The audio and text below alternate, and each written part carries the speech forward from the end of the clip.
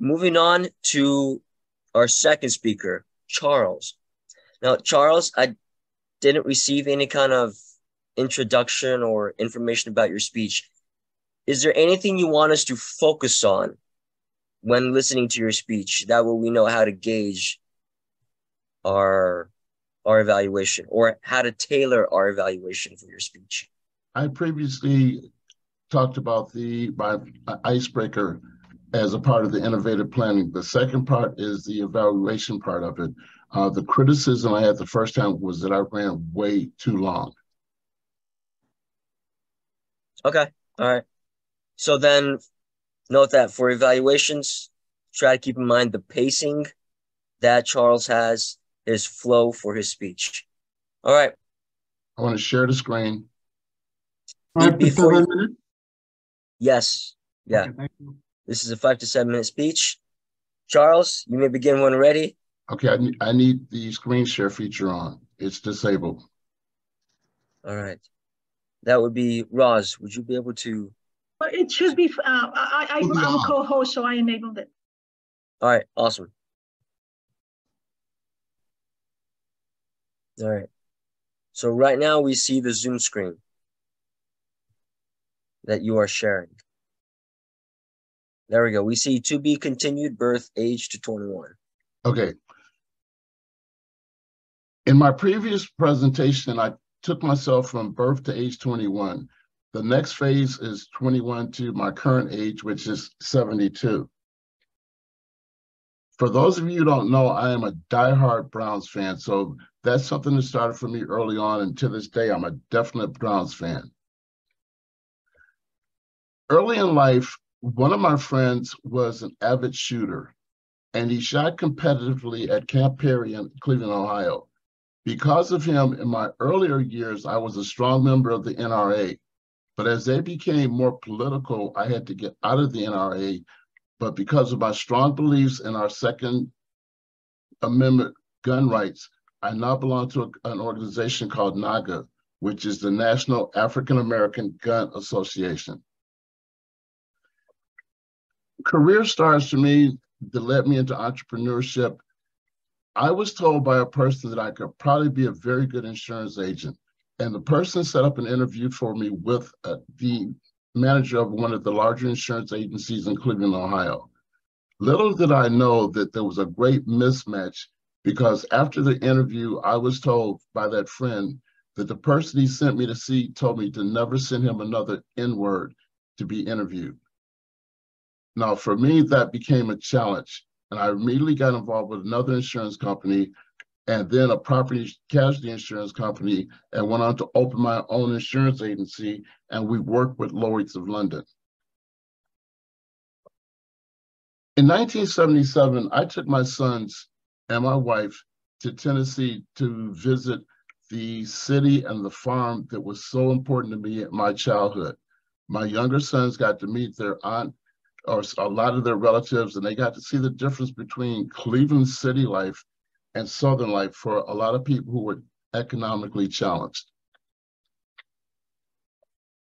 They always say, if you teach a person to fish, and I taught my children to fish at a very early age at a place in Ohio called Tinker's Creek.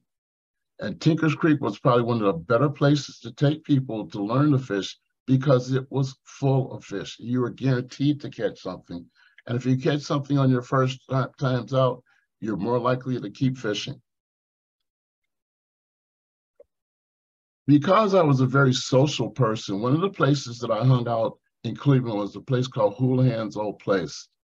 And because of Houlihan's Old Place, there was a gentleman who came to me one day and he said, I see you in here all the time. And usually when you're here, you're the only Black person along with whoever you bring as a guest. But you still blend in, you get along well with everyone. Well, this was 1980, and Merrill Lynch was being forced to hire minorities. And he said, I'd like you to join our company because I think you could fit in. Now, one of the things I did find out on one of the earlier meetings that we had at Merrill Lynch, or with another group of investment brokers, was that Cleveland had a very strong old boys club system. And on our way to one of the meetings, I was told when we get there, and this was by a lady broker, that she and I had to go in the back door. I wasn't having it. We broke that custom. We went in the front door. Around that same time, some friends of mine opened up a club called Chic. And Chic was a club that was so popular that on any given weekend, we had people coming in from Detroit, we had people coming in from Chicago, we had people coming in from Pittsburgh. So by day, I was a stockbroker. By night, I was a bartender. After 4 years of being a stockbroker, I got involved with a company called Life Cost Systems. Life Cost Systems was a company that sold a product like Life Alert, the help I've fallen, I can't get up button. After working there for approximately 8-9 months, I was promoted and transferred to California. That's how I got to California.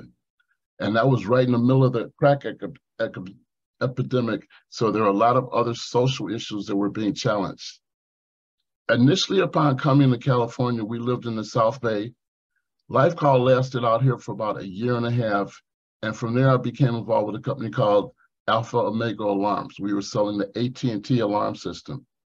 I was living in the San Fernando Valley during the Rodney King riots. We were living in Canoga Park for the Northridge earthquake, so we had some very rich experiences in Southern Cal.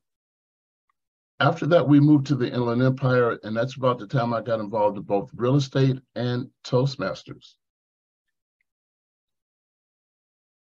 My original home club with Toastmasters was the Starlifters.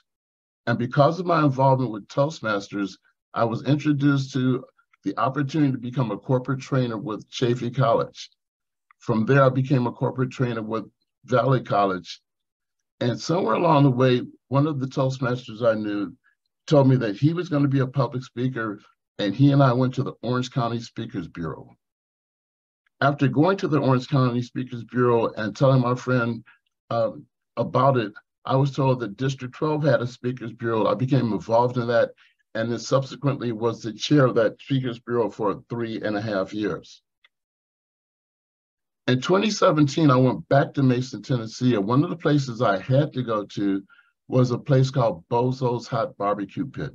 The reason I had to go there was because back in the day, the only way Black people could get food there was through a window in the back. Ironically, to this day, they only have one location. But right across the road from there, there's a place called Gus's World Famous Chicken. Now, Gus's now has franchise, and this is a Black-owned company that now has franchises in 34 cities, including Burbank, California. From the entrepreneur standpoint, my granddaughter is an entrepreneur. She has a company called Kairos Customs. You've heard me talk before about my son, Jamil, and his coffee business called the Reverse Orangutan. And to this day, I'm still very politically active. So I'll always tell people, vote or STFU. Back to you, Mr. Toastmaster.